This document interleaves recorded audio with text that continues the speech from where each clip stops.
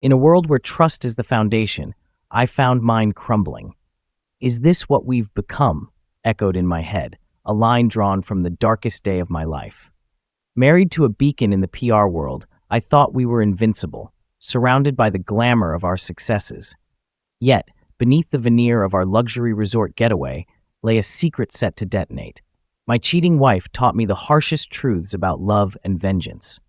As I pieced together the fragments of my dignity, I vowed to uncover the truth, no matter the cost. This is my story. Enjoy watching it. The wind howled as I huddled behind the trees on the side of the house. I hate the cold, I muttered, but all I could do was bear it. Regardless of the weather, I had to complete this task.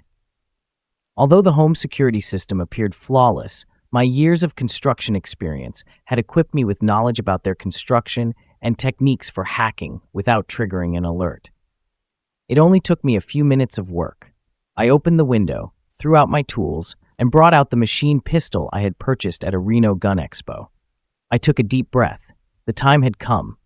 "Andy, have a look at this," my wife exclaimed, handing me a beautiful pamphlet. It was advertising Paradise, a new luxury resort set to open in 2 weeks on the Gulf Coast. "And what?" I asked, not fully understanding. "So what?" She unfolded the brochure to reveal an invitation for the upcoming weekend. I noted with skepticism that it appeared to be fairly pricey. "Rest assured," she added with a giggle, "once the property opens, it will be quite pricey. However, this invitation serves as a pre-opening, akin to a test cruise, to resolve any issues before paying clients arrive. Our agency is advertising the resort, therefore I received the invitation. It will benefit us and be free of charge." Felicia's final comments prevented me from disagreeing, despite my football team's scheduled game that Saturday. After 8 years of marriage, we hit a rough patch. Nothing serious, but somewhat annoying. And we were both aware of this. My construction company, of course, was a contributing factor, as it had been battling to survive since the Great Recession began.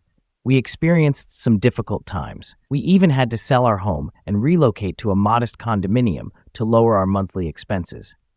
Nonetheless, we survived, and now business was picking up, making all of the effort worthwhile. Thank goodness Felicia has a job. She was the vice president of Orlando's largest public relations business, and her ability to bridge the gap between the Anglo and Latino communities propelled her to prominence. Her face and body exemplified the best of Cuban traits.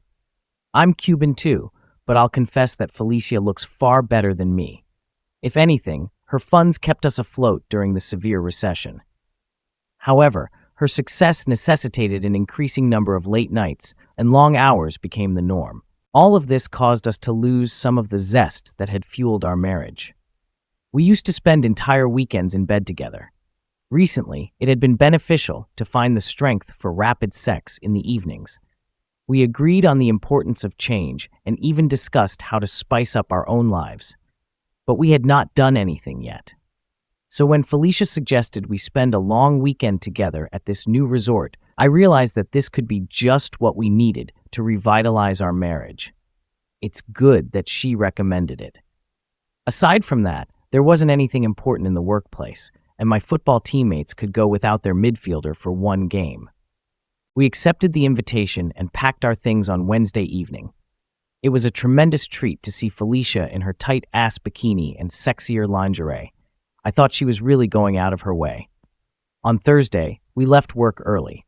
We drove west till we reached the PC Learning Center, then north through Florida via Crystal River until we spotted the resort turnoff signs. "Damn it," I exclaimed. "This location is in the middle of nowhere. Why did they have to build a resort here?" "That's the answer," Felicia stated. "Developers feel Gainesville has a potentially lucrative yet unexplored market. They seek to recruit wealthy University of Florida graduates to their home football games. It's difficult to find a place to stay near college. Why not visit a gorgeous beach resort within an hour's bus ride from the stadium? The resort has no competitors. To find something comparable, you must travel all the way to Clearwater." I winked at her. "You are a very good public relations woman." "When I want to, I can be really persuasive," she replied with a smile. Once we arrived at the resort, I was impressed. The place was nothing short of spectacular. The pristine white sands, the elegant architecture, and the luxurious amenities all screamed opulence. It was the perfect setting for us to rekindle our romance and forget about the mundane troubles of our daily lives. As we settled into our room, Felicia's enthusiasm was contagious. "Let's make the most of this weekend, Andy. Just you and me, no distractions." I nodded, feeling a surge of hope. Maybe this was the fresh start we needed. Little did I know, the weekend would unveil secrets that would forever change the course of our lives. That night, we dined at the resort's exquisite restaurant, indulging in gourmet dishes and fine wine. Felicia was radiant, her laughter filling the air. For a moment, it felt like we had stepped back in time to the early days of our relationship. But as the night wore on, a sense of unease began to creep in. I couldn't shake the feeling that something was off. Felicia seemed distracted, her eyes darting around the room as if searching for someone. I tried to dismiss it, convincing myself that it was just my imagination. The next day, we spent the morning lounging by the pool. Felicia was her usual charming self, engaging in light-hearted banter with the other guests. Yet, there was a part of me that remained on edge, alert to every subtle shift in her demeanor. In the afternoon, we decided to take a walk along the beach. The sound of the waves crashing against the shore was soothing, and for a while, we walked in comfortable silence. But then, Felicia's phone buzzed. She glanced at the screen, and her expression changed. She quickly put the phone away, but not before I caught a glimpse of the name on the screen. "Who's texting you?" I asked, trying to keep my tone casual. "It's just work," she replied, a little too quickly. I didn't push the matter, but my suspicions were growing. As the day wore on, I noticed more signs. Felicia's laughter seemed forced, her touch less affectionate. It was as if she was putting on a show, trying to convince me and herself that everything was fine. That evening, as we prepared for bed, I couldn't hold back any longer. "Felicia, is something going on? You seem distant." She looked at me, her eyes wide with surprise. "What do you mean?" "Everything's fine, Andy. You're just overthinking." But I wasn't convinced. And as I lay awake that night, I knew I had to find out the truth. I needed to uncover what was really going on, no matter the cost. The next morning, while Felicia was in the shower, I took her phone. I felt a pang of guilt, but my need for answers overpowered it. As I scrolled through her messages, my worst fears were confirmed. There were numerous texts from a man named Robert, intimate, flirtatious messages that left no room for doubt. My heart pounded in my chest as I read through the texts, each one a dagger to my heart. The betrayal was raw and excruciating, but amidst the pain, a resolve began to form. I would confront Felicia, I would demand the truth, and I would decide what to do next. When she emerged from the bathroom, I was sitting on the edge of the bed, her phone in my hand. "Felicia, who is Robert?" Her face went pale, and for a moment she was speechless. Then she took a deep breath and said, "Andy, I can explain." But I wasn't interested in explanations. "How long has this been going on?" Tears welled up in her eyes.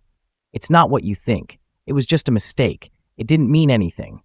I shook my head, feeling a mixture of anger and sorrow. "You betrayed me, Felicia. How could you?"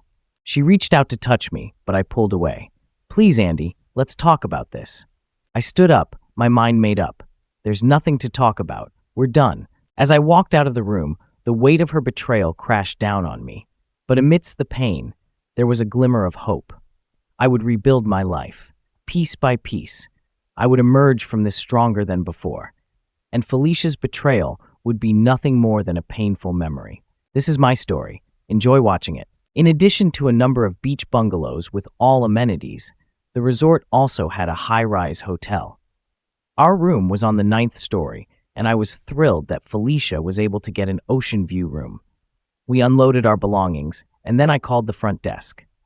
By the time we had changed into our swimsuits and were seated on the porch, a smiling young man had served us 2 mojitos while we basked in the evening sun and watched the waves sweep in.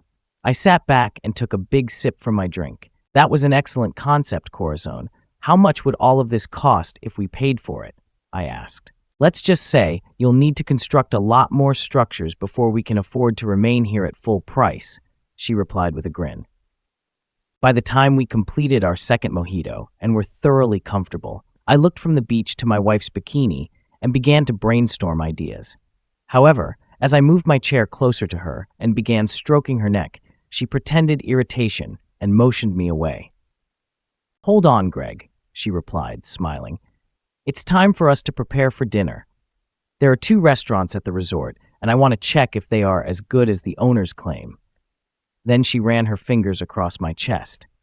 "However, if you remain in shape after dinner," before I could grasp her, she jumped back into the shower stall, which was spacious enough for 2 people. "Maybe we'll try it this weekend." I thought this was a great start. After my shower, I dressed for dinner. I sat in front of the large flat-screen TV watching Mexican football while she applied her makeup and dressed. "So, do you agree?" She wore a white silk dress that flowed over her body like water, emphasizing her curves. Her jet-black hair was cut quite short and groomed in a purely feminine manner. An obsidian necklace dangled around her neck, and her 4-inch heels allowed her to stand 1 inch taller than me. Magnifica was all I could say. We chose the American Grill for our first supper, and it did not disappoint. For dessert, we shared a slice of cheesecake. "I think this place goes really well with the grills we had in Miami," Felicia commented. I couldn't agree more. After finishing, we walked hand in hand to the hotel nightclub where a Latin American orchestra was performing salsa.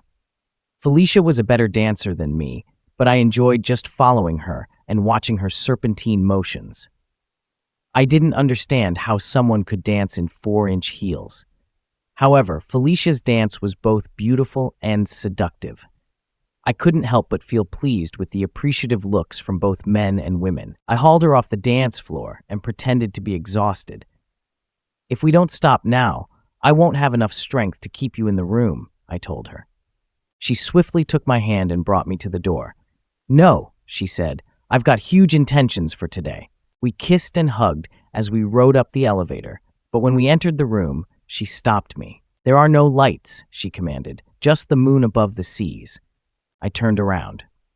She stood in the center of the room, facing me.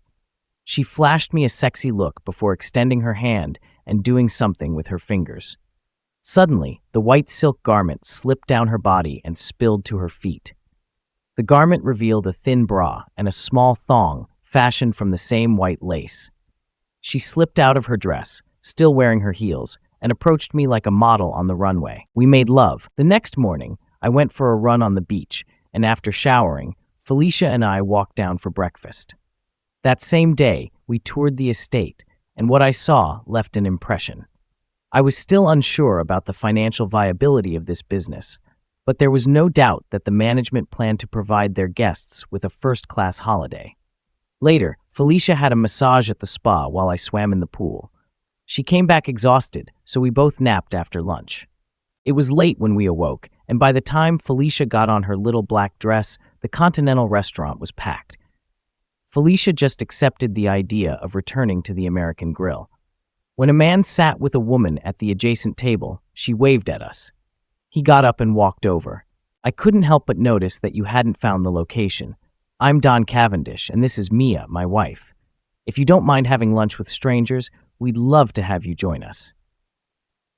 I shook his hand after asking Felicia a question and receiving an encouraging nod. "Don, my name is Andy Salazar, and this is my wife Felicia. We will gladly accept your kind invitation."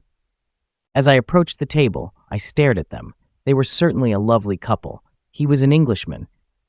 Felicia was about my height and a few years younger than me. While I wasn't a trophy husband, she was certainly gorgeous. Her outfit had an unusual neckline that drew all attention to her stunning breasts. To be honest, she was beautifully built and proud of it. We began conversing about ourselves and the resort. Don and I had just returned from Ocoli, so we were able to tell them a little about our findings. Following that, the talk veered off into a wide range of topics, and by the time the tiramisu arrived, I was startled to see how quickly supper had passed. After dinner, Don insisted on treating us to a cordial, and as we passed the glasses around, he made a toast to meeting new people in unexpected places. We all joined him passionately after we finished. Don was not prepared for the evening to end. "I heard there's a wonderful tiny nightclub here. What if we dance a few times?" he suggested. I looked at Felicia, and she smiled at me. "Sounds good," I said. So we went. The nightclub was full when we arrived, but I must have slipped something to someone because a table emerged for the four of us. After we had ordered our beverages, Don got up and bowed to me. "Would you mind if I asked your lovely wife to dance?" he asked. "Only if you let me do the same with yours," I replied. Mia gave me an encouraging glance. The band was playing classic rock tonight, and all four of us began bouncing and moving to the beat.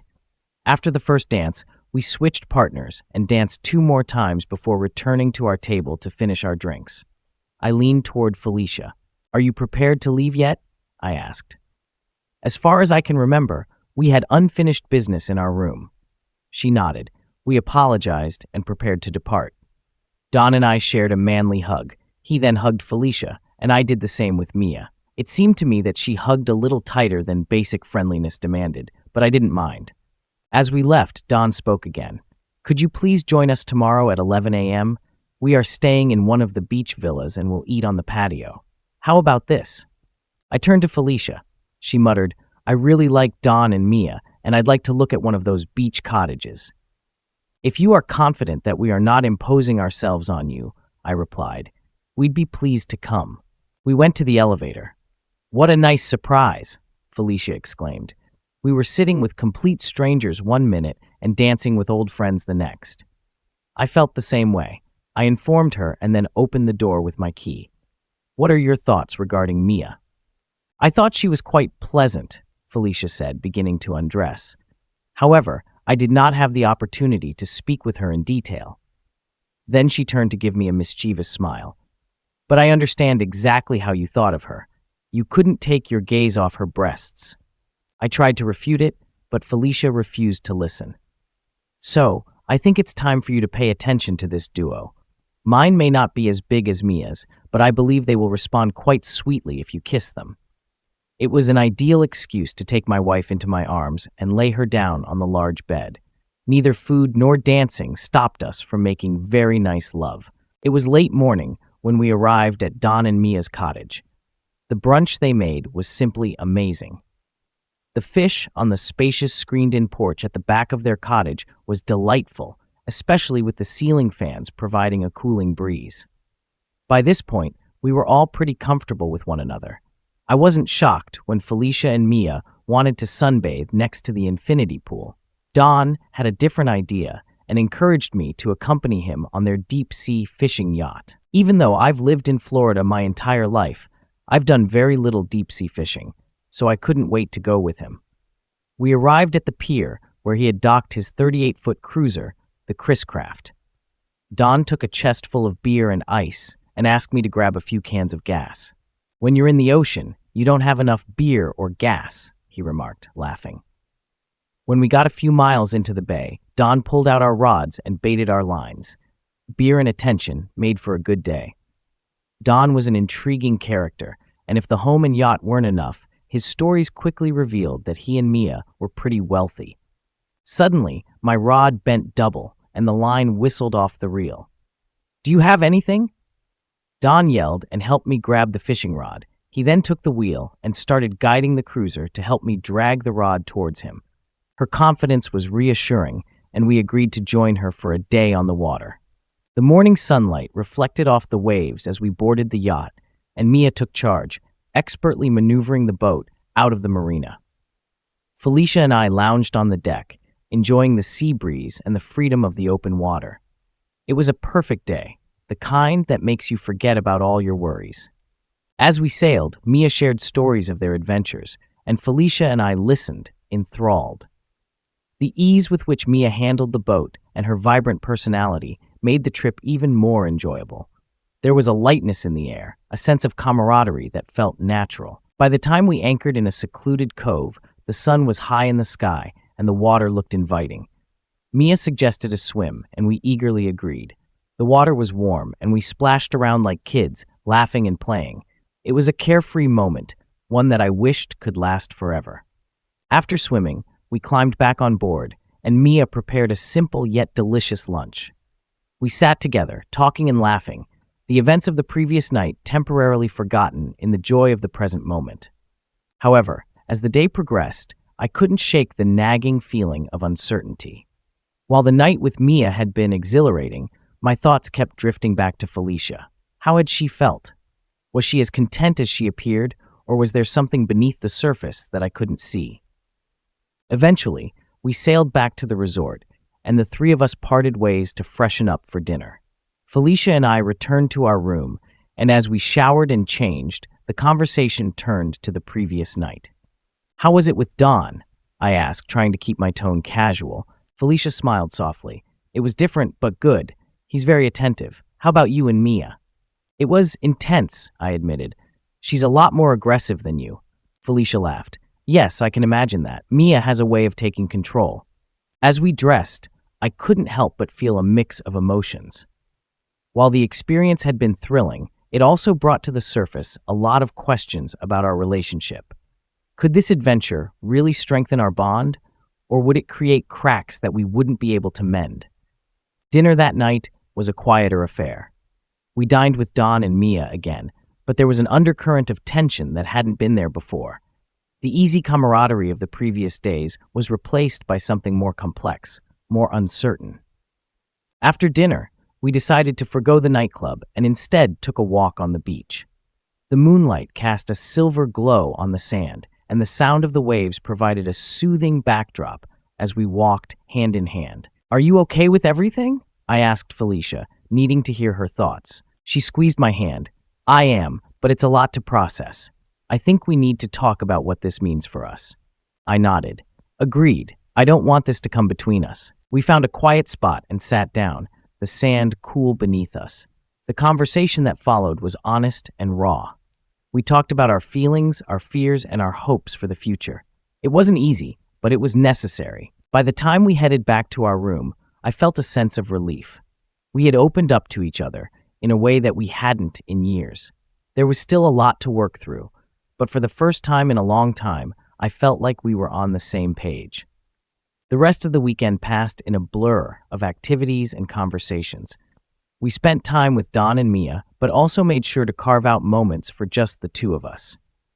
When Sunday rolled around and it was time to leave, I felt a mix of emotions. As we drove back home, the reality of what we had experienced began to sink in. The resort had been a temporary escape, a fantasy that allowed us to explore new possibilities. Now we had to figure out how to integrate those experiences into our everyday lives. In the weeks that followed, Felicia and I continued to talk. We made a conscious effort to prioritize our relationship, to find time for each other despite our busy schedules. The adventure with Don and Mia had been a catalyst, but the real work was up to us. Gradually, we found our rhythm again.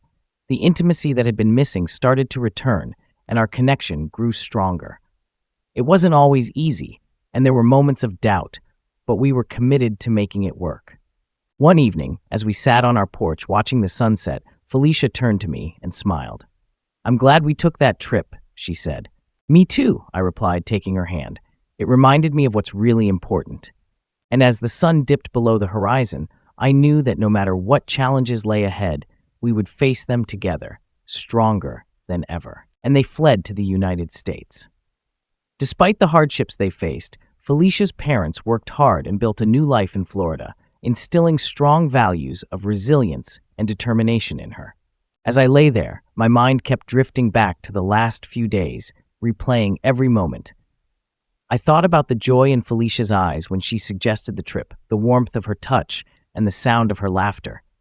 Each memory felt like a dagger, reminding me of what I had lost. The night dragged on, and I found myself unable to sleep. I got up and walked to the balcony again, hoping against hope that there might be some news. The night was silent, except for the gentle lapping of the waves against the shore. The vastness of the ocean seemed to mirror the emptiness I felt inside. Just as the first light of dawn began to break, I heard a knock on the door. My heart pounded in my chest as I hurried to open it. Standing there was the hotel manager, a solemn expression on his face. "Mr. Salazar, may I come in?" he asked gently. I nodded and stepped aside, allowing him to enter. He took a deep breath before speaking.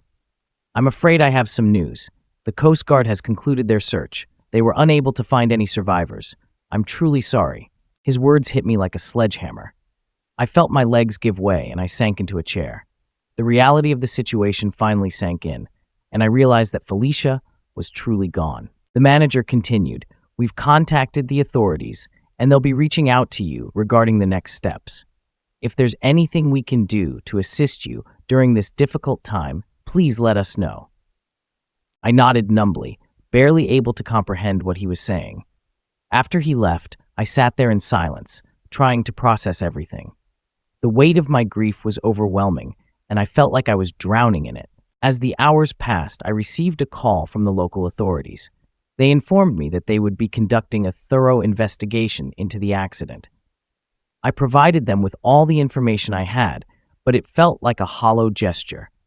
Nothing could bring Felicia back. In the days that followed, I went through the motions of arranging for Felicia's memorial service and dealing with the legalities. Her parents arrived, and we grieved together. The pain was unbearable, but sharing it with her family brought some small measure of comfort. As the weeks turned into months, I tried to piece my life back together. I threw myself into work, hoping that staying busy would help distract me from the pain. But no matter how hard I tried, the memories of Felicia haunted me. One day, while sorting through some of her belongings, I found a letter she had written to me. It was dated a few months before the trip. In it, she talked about her love for me and her hope that we could rekindle the spark in our relationship. She wrote about her dreams for our future and how she believed that, no matter what challenges we faced, we could overcome them together. Reading her words brought a fresh wave of grief, but it also reminded me of the love we shared. I knew that Felicia wouldn't want me to spend the rest of my life in mourning. She would want me to find happiness again, to live my life to the fullest in her memory. With time, the rawness of my grief began to fade, and I started to find moments of joy again.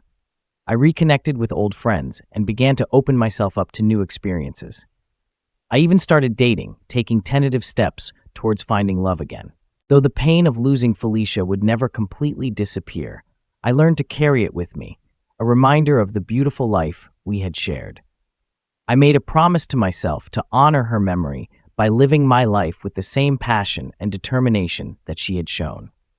And as I stood on the beach one evening, watching the sun set over the ocean, I felt a sense of peace.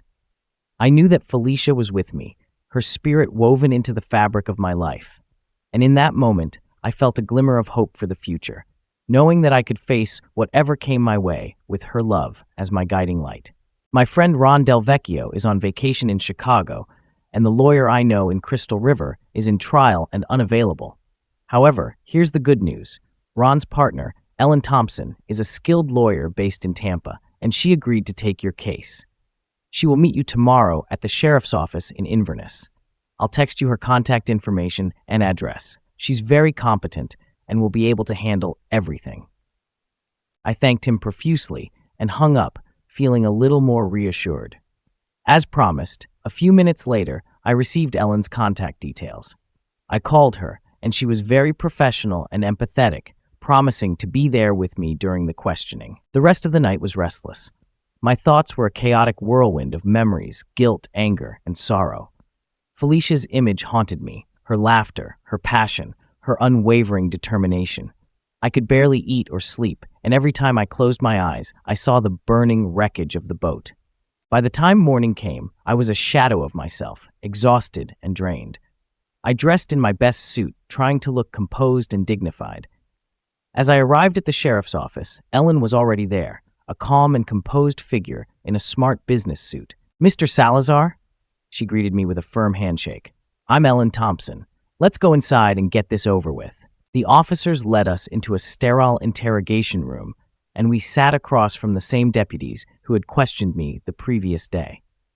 Ellen began by introducing herself and asserting my rights, making it clear that she would not tolerate any harassment or inappropriate questioning. The deputies seemed taken aback by her assertiveness, but quickly recovered. They began their questioning, focusing on the timeline of the day of the accident, my relationship with Felicia, and our activities at the resort. Ellen expertly deflected their more invasive questions, keeping the focus on the facts. After an hour of questioning, it became clear that they had no substantial evidence against me. Their line of questioning seemed more like a fishing expedition than a genuine investigation. Finally, Ellen leaned forward and said, "Unless you have any real evidence or charges to bring against my client, I suggest you end this charade. Mr. Salazar has been through a traumatic experience, and your baseless accusations are only adding to his distress."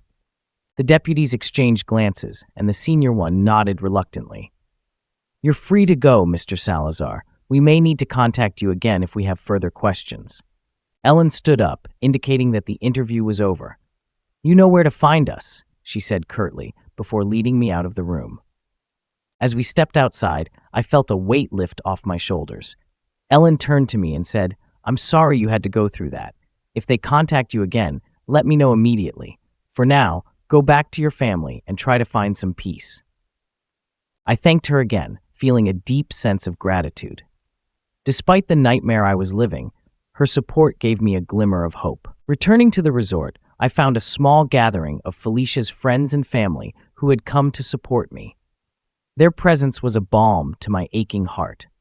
We held a small memorial service on the beach where I scattered some of Felicia's favorite flowers into the ocean, a tribute to the woman who had been my rock and my love. In the days that followed, I began the slow process of healing. The investigation into the accident continued, but the focus shifted away from me. The resort's management was cooperative, providing all the necessary documents and footage from the security cameras.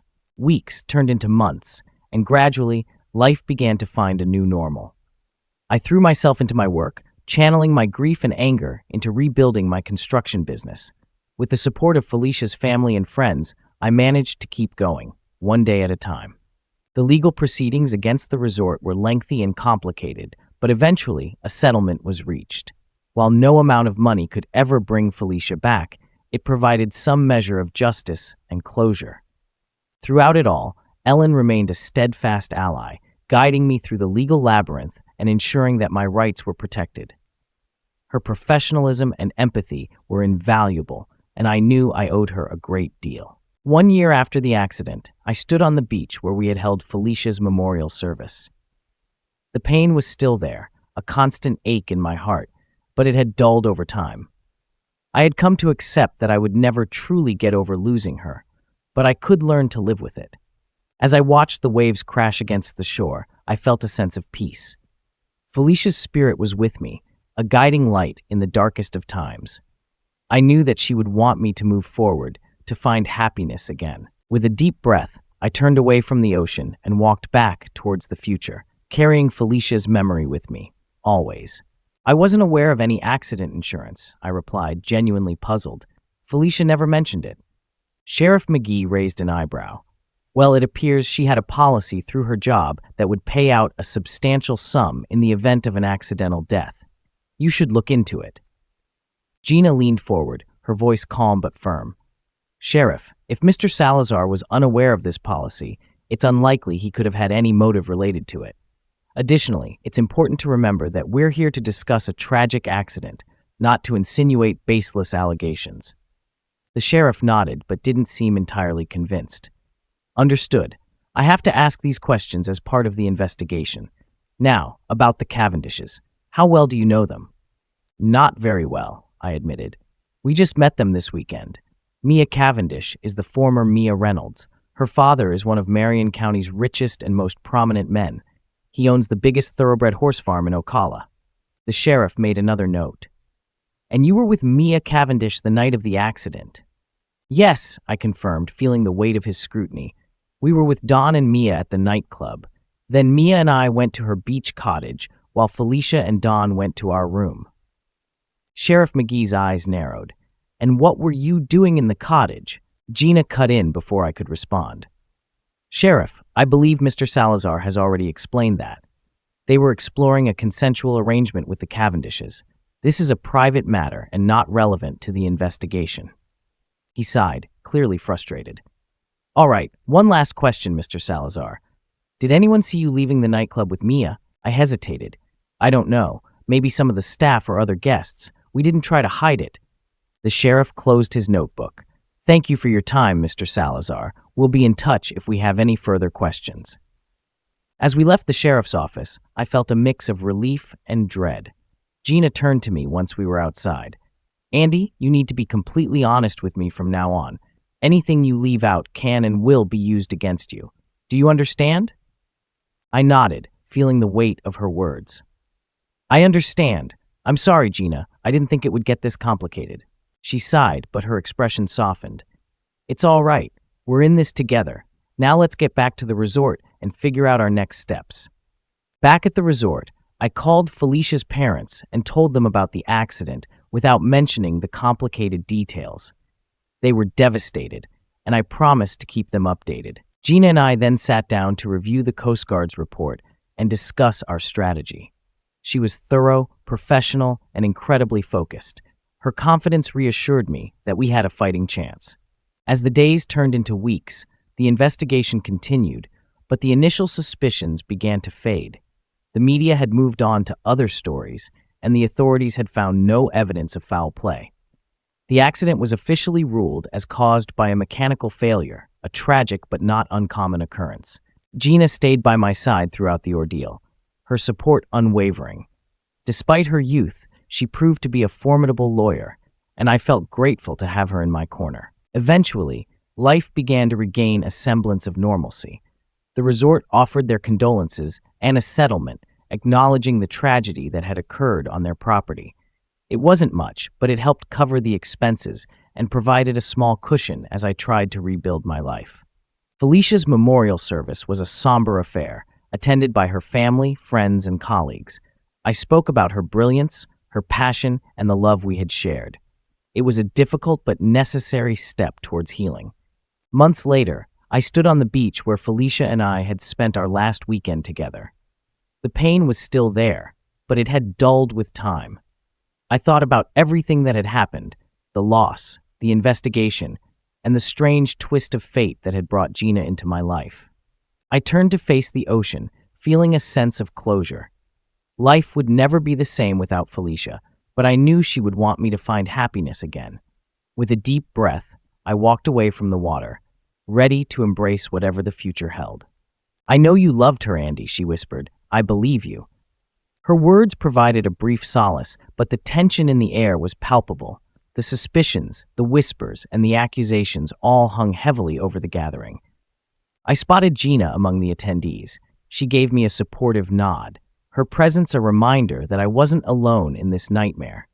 But even her confidence couldn't completely alleviate my growing sense of despair. The following days were a blur of grief and anxiety.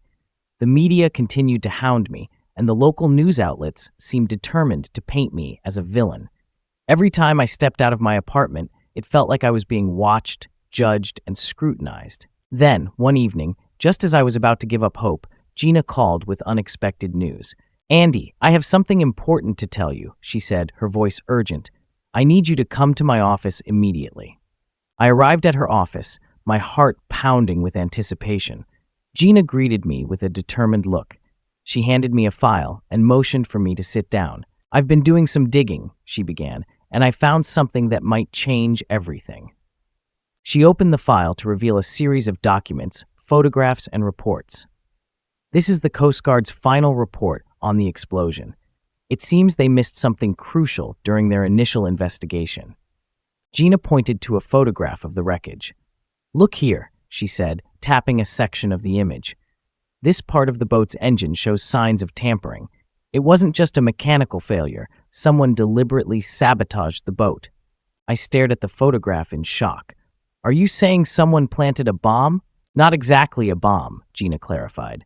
More like an incendiary device designed to ignite the fuel tank. It explains the explosion and the rapid spread of the fire. Who would do such a thing? I asked, my mind racing. Gina handed me another document. I found this in the insurance policy records. It turns out Felicia's recent increase in her policy wasn't her idea. Someone else authorized it. I looked at the document, my eyes widening as I saw the name. Don Cavendish? Yes, Gina confirmed. He had access to Felicia's work records and knew about the policy. He also had the means and the opportunity to sabotage the boat. But why? I asked, struggling to comprehend. Why would Don do this? Gina leaned back in her chair, her expression thoughtful. I believe he saw an opportunity to eliminate both you and Mia. thereby gaining control over Mia's inheritance and possibly Felicia's insurance payout. He had the perfect alibi, and he thought he could get away with it. My mind reeled with the implications. So Don is the real culprit? He orchestrated everything? Gina nodded. Yes, and we have the evidence to prove it, but we'll need to move quickly. We have to present this to the authorities before Don realizes we're onto him. The next few days were a whirlwind of legal maneuvers and meetings with law enforcement. With Gina's help, we presented the new evidence to the Citrus County Sheriff's Department and the Coast Guard. The investigation was reopened, and Don Cavendish was taken into custody for questioning. The media frenzy shifted focus, and the truth about the explosion began to emerge. Don's carefully crafted alibi started to unravel, and witnesses came forward to confirm his suspicious behavior in the days leading up to the incident. As the case against Don strengthened, the cloud of suspicion over me began to lift. The media retracted their earlier stories, and I was no longer seen as a suspect in Felicia's death. Finally, after weeks of intense scrutiny, Don Cavendish was charged with conspiracy to commit murder, insurance fraud, and tampering with evidence. His trial was a spectacle, but the evidence against him was overwhelming. He was found guilty on all counts and sentenced to life in prison. With Don's conviction, I could finally begin to heal. The memorial service for Felicia had been a painful experience, but now I felt a sense of closure. I visited her grave and spoke to her, telling her about the justice that had been served. Gina and I remained in touch, and I thanked her for her unwavering support and dedication. Without her, I might have been wrongfully accused and imprisoned. Life slowly returned to a new normal. The pain of losing Felicia never fully disappeared, but I found comfort in the fact that her death was not in vain. The truth had been uncovered, and justice had been served. As I stood on the beach where Felicia and I had spent our last weekend together, I felt a sense of peace. The waves crashed against the shore, and I knew that Felicia's spirit was at rest. I turned to face the ocean, ready to embrace whatever the future held. Life would never be the same without Felicia, but I knew she would want me to find happiness again. With a deep breath, I walked away from the water, ready to start anew. She nodded, her eyes scanning the data intently. "Yes, that matches the timeline you gave me," she confirmed, "and it looks like the door remained closed until it was opened with a key at 4 p.m. by the hotel staff looking for you. This proves you didn't leave the room during the critical hours." Relief washed over me, but it was tinged with a lingering anxiety. "Will this be enough to convince the sheriff?" I asked, my voice trembling slightly. Gina gave me a reassuring smile. "It's a solid piece of evidence, Andy. It demonstrates that you were in your room and not out tampering with the boat. We need to get this information to the sheriff's department immediately." The manager, sympathetic to our plight, offered to call the sheriff's office directly and explain the data. Gina and I sat down in his office, listening as he made the call. His calm, authoritative explanation seemed to have the desired effect, as he soon handed the phone to Gina. "Yes, Sheriff McGee, this is Gina Ellerby," she said, her tone professional yet firm. "I have compelling evidence that my client, Andre Salazar, was in his room at the resort during the time in question. The resort's electronic keycard system logs clearly show that his room was not accessed by anyone, including himself, during the hours when the incident occurred." There was a pause as she listened to the sheriff's response. "I understand your concerns, Sheriff, but this evidence directly contradicts the theory that my client was involved. I believe it warrants a reevaluation of the case. We will be bringing the printouts to your office for your review." After ending the call, Gina turned to me with a determined expression. "Let's go," she said. "We need to get these documents to Inverness immediately." The drive to the sheriff's office was tense, but filled with a sense of purpose. Once we arrived, we were ushered into Sheriff McGee's office. He looked up as we entered, his expression skeptical. "Miss Ellerby, Mr. Salazar," he greeted us. "Let's see this evidence you mentioned." Gina handed over the stack of printouts. These logs from the resort's keycard system show that Mr. Salazar's room was not accessed at all during the critical hours on Sunday. This aligns with his account that he was asleep in his room. The sheriff scrutinized the documents, his frown deepening as he flipped through the pages.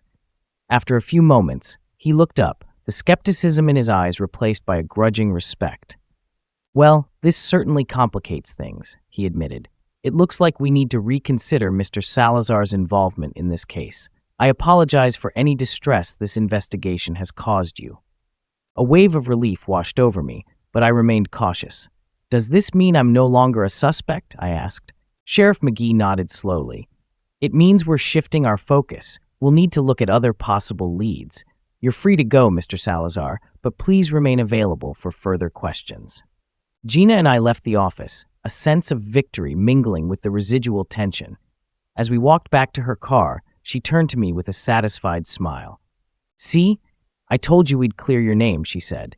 "Now let's get you home and start focusing on rebuilding your life." The following weeks were a whirlwind of emotions. The sheriff's department continued their investigation, but I was no longer the primary focus. Gina kept me informed of any updates, and slowly the media's attention shifted away from me. One afternoon, as I was working in my office, my phone rang. It was Gina. "Andy, I have some news," she said, her voice tinged with excitement. "The sheriff's department has arrested Don Cavendish. They found evidence linking him to the sabotage of the boat." My heart raced. What kind of evidence? They discovered financial transactions that Don made to purchase materials used in the incendiary device. Plus, there were communications between him and a known explosives expert. It looks like Don was behind the whole thing. The realization hit me like a tidal wave. Don had orchestrated the entire plan to eliminate both me and Mia, gaining control over our assets and covering his tracks with a seemingly perfect alibi. But he hadn't counted on the keycard logs exposing his deceit. With Don's arrest, the nightmare that had consumed my life began to lift. The media reported the truth, and my name was finally cleared. The community's perception of me shifted, and I received numerous messages of support from friends and colleagues. In the end, justice was served. Don Cavendish was convicted of multiple charges, including conspiracy to commit murder and insurance fraud. He was sentenced to a lengthy prison term, ensuring he would no longer pose a threat. As I stood on the beach where Felicia and I had spent our last weekend together, I felt a sense of peace. The waves crashed against the shore, and I knew that Felicia's spirit was at rest. Life would never be the same without her, but I knew she would want me to find happiness again. With Gina's support and the resilience I had discovered within myself, I began to rebuild my life. The pain of losing Felicia would always be with me, but I found solace in knowing that her death had not been in vain. The truth had been uncovered, and justice had been served. As the sun set over the ocean, casting a golden glow across the water, I took a deep breath and looked towards the future.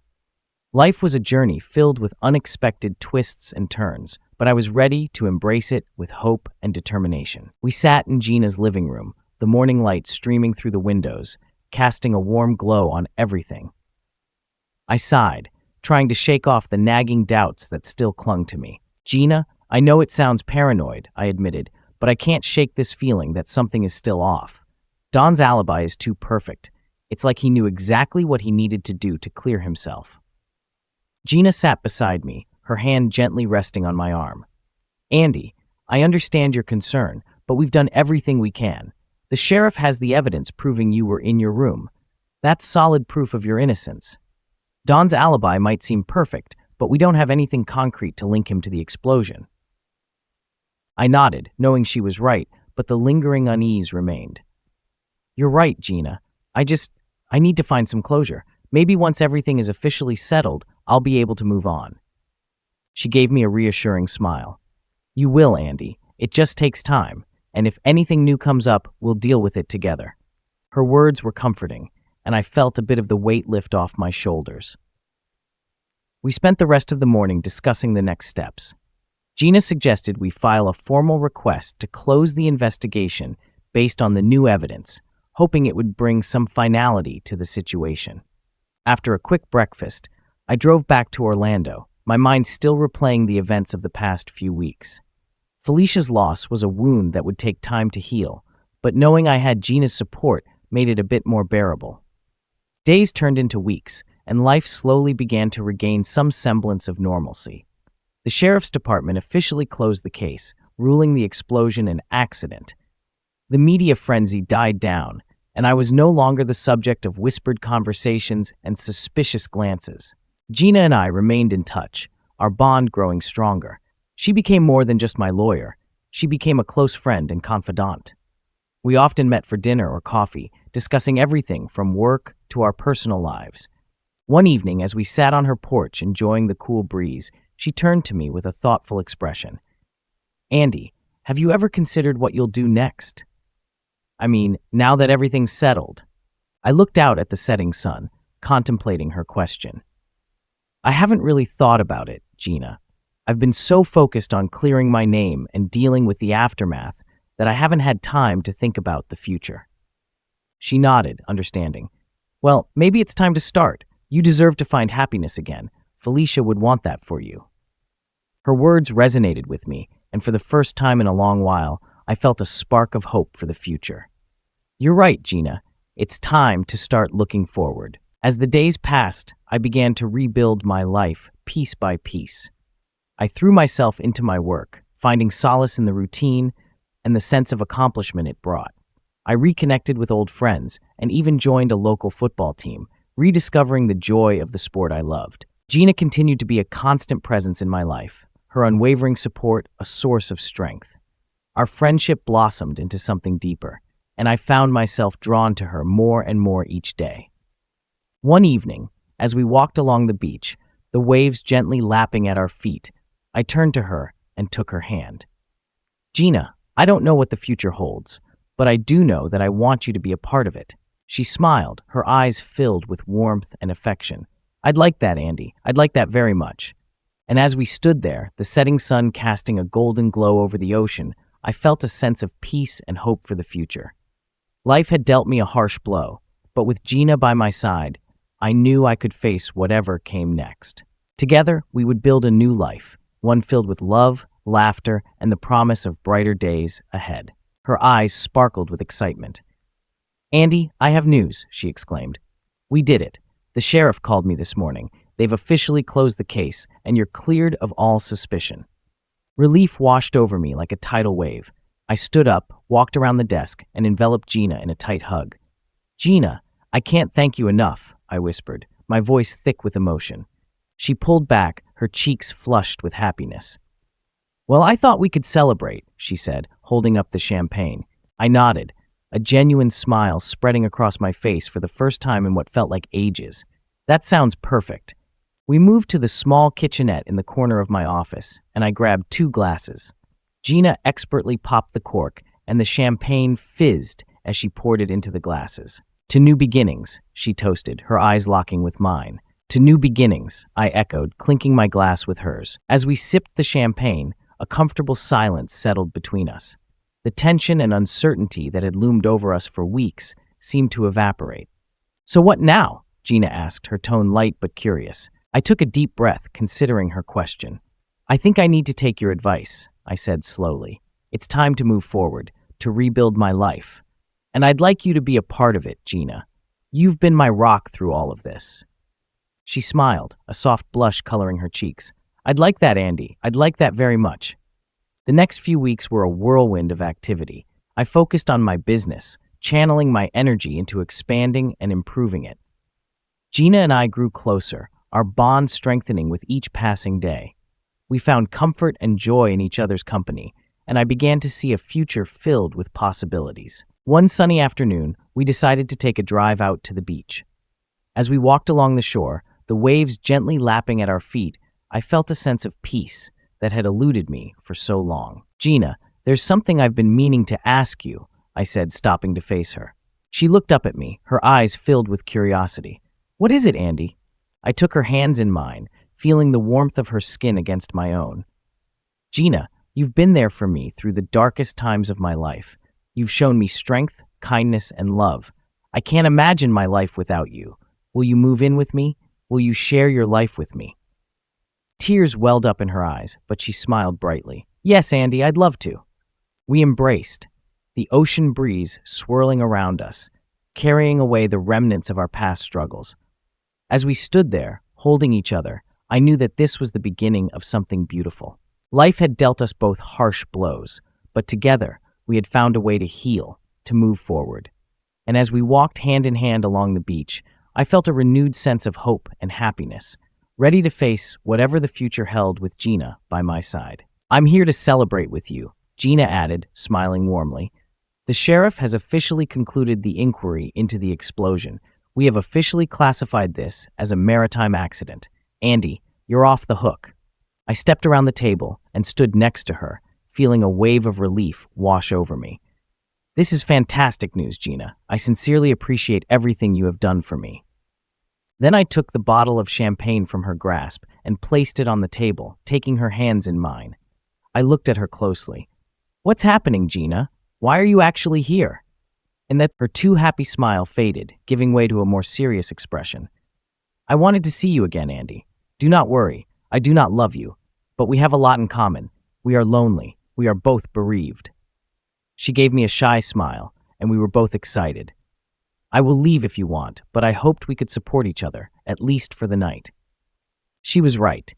I did not intend to fall in love with her, especially so soon after losing Felicia, but I needed someone to support me through my loneliness. And if I'm being honest, I was feeling quite isolated. I smiled at her. "I've got an idea. Why don't you come over to my apartment, and I'll cook dinner for the two of us?" Her cheerful face made me smile as we went around my room, sipping champagne. I began making dinner. I'm not a particularly terrific cook, but I do make a decent shrimp scampi with black beans and rice. I had some peeled shrimp in the refrigerator, which I coated with oil while the grill was heating. Gina assisted me in making a garlic paste for the sauce. I cheated by opening a can of black beans and adding spices, onions, and peppers. By the time everything was ready, we were both quite hungry and ate our food rapidly. I purposely avoided discussing the events that brought us together, including my doubts regarding Don Cavendish. This would only spark a fight, and I didn't want any issues. Everything appeared to be going well until after supper, when I made the mistake of asking Gina how her legal practice was going. Her expression plummeted, and I knew that one of the reasons she had traveled to Orlando was because she had gone missing from the office. She bitterly told me that the work she was doing at the resort had dried up, and she was struggling to make ends meet. I also felt she hadn't heard from her partner, and that their relationship, or lack thereof, was taking its toll on her. I couldn't say anything to encourage her, so I held her and tried to be supportive. After a while, she raised her head and kissed me in appreciation. After that, we made love again. We both drifted off and awoke early in the morning. She drew me back towards her, and I gladly complied. I may not have been in love with her, but she was a lovely and attractive woman. I couldn't help admiring her. Later, while we were resting in bed, she sat up and grew serious. "I had to tell you something," and I stiffened up, anticipating what would come next. She gave me an almost serious look. "I believe I know where Don Cavendish is," she said. "Where?" I asked, sitting up in bed, my heart rate increasing. I went to the resort to check if they had any jobs for me. In the office, I noticed a package in the outgoing mail with Don's name on it. The address was in Lake Tahoe. I wrote it down for you. I attempted to get out of bed, but she grabbed my hand. She mentioned something else, but I don't know what it means. Upon learning that Don's is a significant investor in Paradise, I began preparing for the event. I'm not sure what that means either, but I do know I'm heading to Tahoe. I need to get to Cavendish and discover what truly occurred. Gina waited. "I want to go with you." "No," I replied forcefully. "It is my concern, not yours. Besides, if my assumptions are accurate, this may get dangerous. You need to return to Inverness. I will let you know what I find out." She reluctantly agreed and quickly left. I called my office to let them know I wouldn't be there, and then I started looking into tickets to Lake Tahoe. The best choice was to fly to Reno. The flight left mid-morning. I hurried to the airport to arrive on time. When my plane eventually arrived at Reno Tahoe International Airport, I realized I had made one strategic error. I did not check the weather. An early snowstorm blanketed the entire area. For a person who had spent his whole life in sunny Florida, this was a major issue. However, I resolved not to succumb to intimidation. Many others have adapted to the snow, and I will have to do the same. Fortunately, I was able to rent a 4x4 at the airport and pay an additional fee for a set of chains. Then I went shopping in Reno. By the time I finished, it was late, so I got a cheap motel and ate some takeout. I figured it would be better to go to Lake Tahoe in the morning light. After breakfast, I headed south. I vanished, then headed west onto Nevada, 431. Plows plowed the roads and the traffic melted most of the leftover snow, so I was moving fairly swiftly. As I approached Galena Creek Park, I pulled over and placed chains on my tires because the snow on the road was getting thicker. The climb up Mount Rose Highway was a nightmare. Heavy snowfall, abrupt curves, and a steady ascent. The tall red stakes along the highway puzzled me until I realized they guided snowplows. My God, I thought, is the snow actually so deep? I finally started making my way down to Lake Tahoe. In some respects, going down the slope was scarier, since I knew if I lost traction, I might end up in an icy lake. But I finally arrived safely in South Lake Tahoe early in the day. It took me 3 hours to drive 40 miles. I was fatigued, so I stopped at Mont Bleu, one of the first huge hotel casinos I saw along the road. After settling into my room and sleeping for a while, I leased an SUV and headed to the Cavendish address. Nina had given me the GPS and guided me up the hill till I arrived at a Swiss-style cottage with a stunning view of the lake. My builders. I estimated that this place must be about 10,000 square feet, making it the largest chalet I'd ever seen. But when the snow fell faster and it became darker earlier, I didn't want to risk making a mistake in the dark and getting detected, or worse. So I went back to Mont Bleu. Once I arrived, I went to my room and ate a burger and beer while watching football on the large screen TV. They broadcast the Miami game, and I was glad to see the Hurricanes attack their opponent. After the game, I decided to check out the casino before returning to my accommodation. Despite the weather, there was a large crowd wandering through the room. I practically gasped when I looked at the blackjack table. There, amidst the crowd, stood Don Cavendish, laughing and playing as if he didn't have a care in the world. My blood boiled. Here was the man I suspected of orchestrating the tragedy that had torn my life apart, gambling without a hint of remorse. I knew I had to confront him, but I had to be smart about it. I couldn't let my emotions get the better of me. I approached the table cautiously, watching him closely. He was absorbed in the game, his focus entirely on the cards in front of him. I waited until he finished the hand and cashed out his chips before making my move. "Mr. Cavendish," I called out, my voice steady but firm. He turned to look at me, a flicker of recognition passing through his eyes. "Salazar," he replied, a hint of surprise in his tone. "What brings you to Lake Tahoe?" "Just needed a change of scenery," I said, trying to keep my voice casual. "Mind if we have a chat?" He hesitated for a moment, then nodded. "Sure, why not? Let's find a quieter spot." We walked to a corner of the casino where it was less crowded. I could feel the tension building inside me, but I forced myself to stay calm. "What do you want to talk about?" he asked, leaning against a pillar. "I want to know what really happened," I said, my eyes boring into his.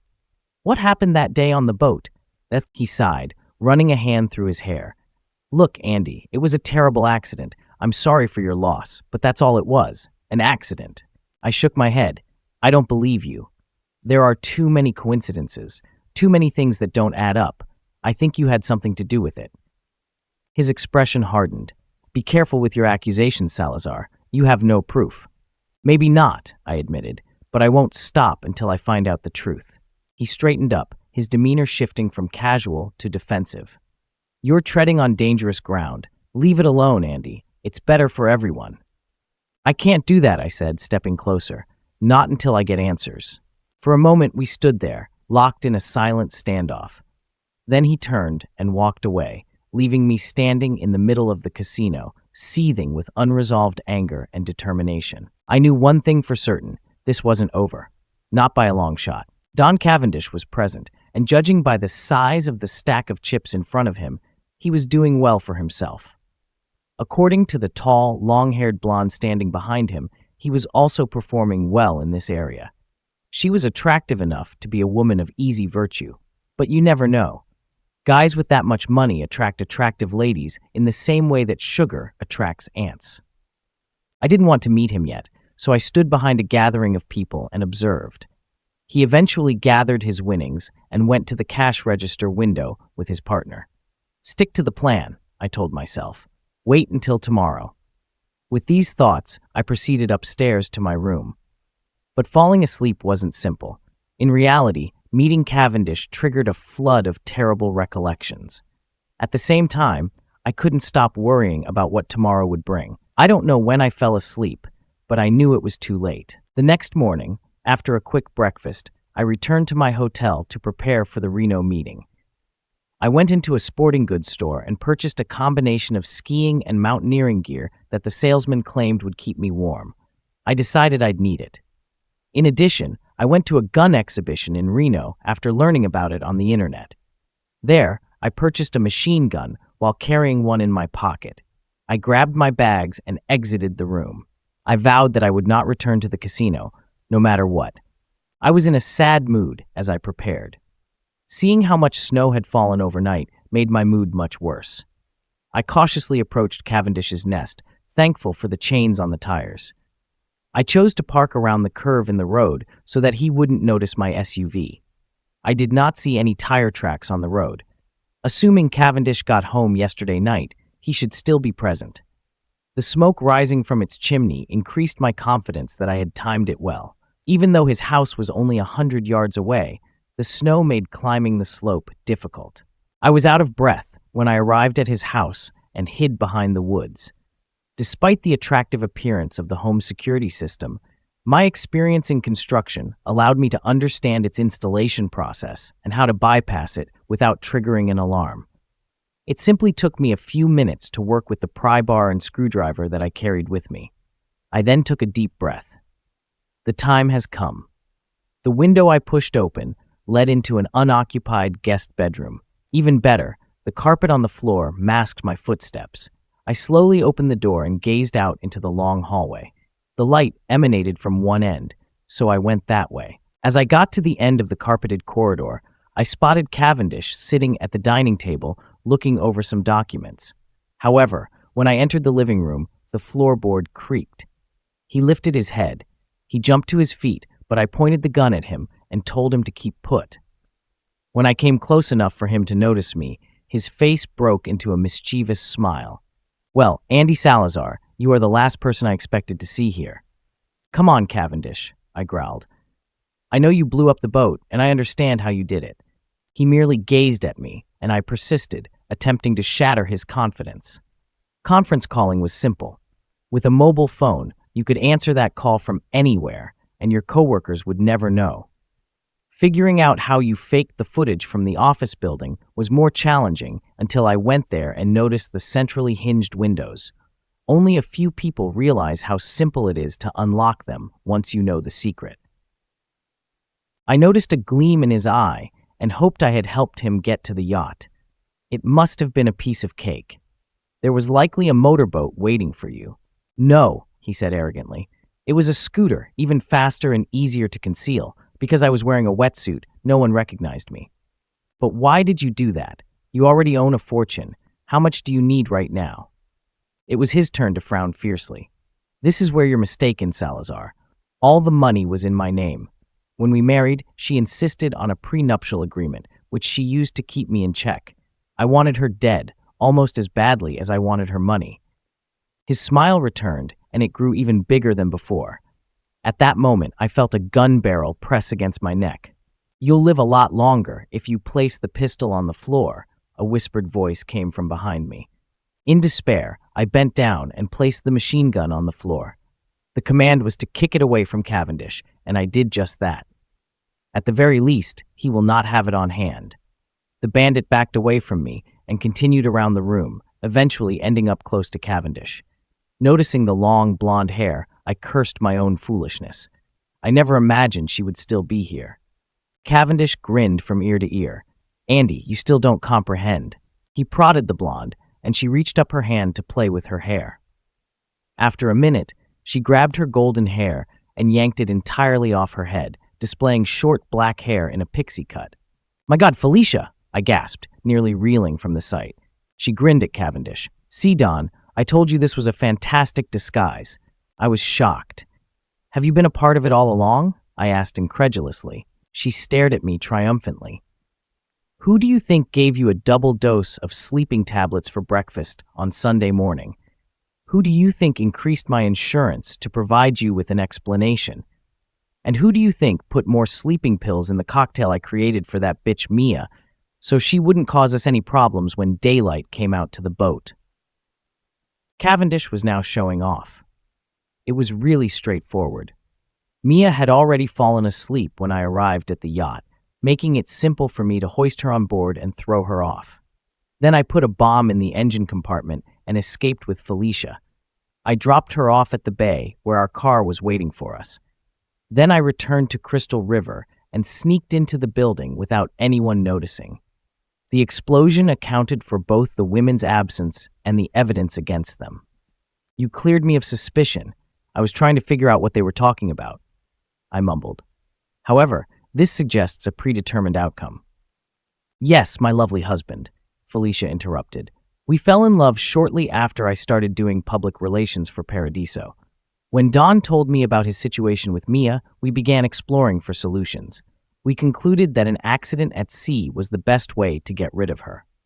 Let me disappear at the same moment, she added smugly. And the preview was my idea. It worked well to get you to the resort so we could pull it off. I was stunned. But why, Felicia? What was so bad that you had to go to these lengths? She smiled coldly. You were holding me back, Andy. I wanted more than what you could offer. Don had the power and the money, and he promised me the world. Anger and betrayal welled up inside me, but I forced myself to stay calm. So, what's the plan now? Kill me and disappear again? Cavendish stepped forward, his smile never faltering. Oh no, Andy, we have something much more creative in mind. You're going to take the fall for everything. Felicia's disappearance, Mia's death, it'll all point back to you. I clenched my fists, feeling trapped and desperate. But then an idea sparked in my mind. You think you can get away with this? People will find out the truth. Felicia laughed softly. By the time anyone starts digging, we'll be long gone. New identities, new lives. You'll be rotting in prison if you're lucky. I took a deep breath, trying to buy time. What about the evidence? The resort's key card system proves I was in my room. Cavendish's smile widened. Evidence can be tampered with, Andy, just like we tampered with everything else. My mind raced, searching for a way out. I needed to find a way to turn the tables, to expose their plan. But for now, I was at their mercy, and the odds were stacked against me. Felicia stepped closer, her eyes gleaming with cold determination. Goodbye, Andy. It was fun while it lasted. As they moved to take me away, I knew I had to find a way to survive. This wasn't over, not by a long shot. Why did you do it? I thought we were happy together. You loved me so much at the resort. How could you do it? Her face heated up, and she spoke with a wild expression in her eyes, an almost frenzied tone. I yelled, "You know why. I told you before I would never be impoverished again." I recoiled at her vehemence. I had no idea how deeply her childhood had affected her character. Felicia appeared to regain her calm as she stepped over to hug Cavendish. Now that Mia's gone and everyone believes I've passed away, we won't have to worry about money again. I love him. We can stay together forever. No, a voice shouted from the corridor, and I turned to see Gina standing there. She appeared young in the pink jumpsuit, but the revolver in her palm was real. Gina cried out, "It's not true." She exclaimed to Felicia, "Don adores me. He assured me he'd divorce you so we could be together." I looked at her in wonder. Was Don your boyfriend? But her concentration was entirely on Cavendish. You said you loved me. You promised. Cavendish's grin returned. Did I mention that? Gina, I love you. I'm afraid I took some poetic license, but you were with me. You made promises, Gina argued, already sobbing. My darling, you're already aware that men will try anything to seduce a young woman. While I enjoyed our flirtation, I was more interested in your legal abilities or lack thereof. I kept you busy with legal work for Paradiso, so you'd be available to represent good old Andy when I ensured no other lawyer would do so. I believed that our son's condemnation in paradise would be based on circumstantial evidence. But you couldn't even do that, correct? You're just a foolish, immature young girl. Gina's pain turned into wrath as she cried, "Don't call me a little girl." She most likely accidentally pulled the gun and shot at Don. Felicia screamed and shot Gina. Felicia turned and knelt beside Don, crying and shaking him. I decided that this was my only chance and dashed at her. I rushed up and threw the gun away from her. I raced in to see if I could assist, but there was no pulse in Gina's neck or wrist. Gina, poor thing, such a shame, I thought regretfully. I returned to Felicia and stood, looking down at her through her tears. She put out her hand and grabbed my pants leg. "Help me, Andy," she implored. "Help me, Corazon." I took the pants out of her hands. "It's too late, Felicia," I replied with a grin. Then I got out my cell phone and dialed 911. After giving the address to the phone operator, I advised her to dispatch both an ambulance and police officers. "There's been a double murder," I replied, assuring her that I would be waiting to welcome them inside the house. Then I sat in front of the window and watched huge flakes of moist snow gently fall upon the lake. The scenery was stunning, but I liked the sand and ocean. I dipped into my other pocket and took out a little recording device that I had purchased in Reno. All I needed to do was click a few buttons to gather everything. I set it on the table to hand it to the cops.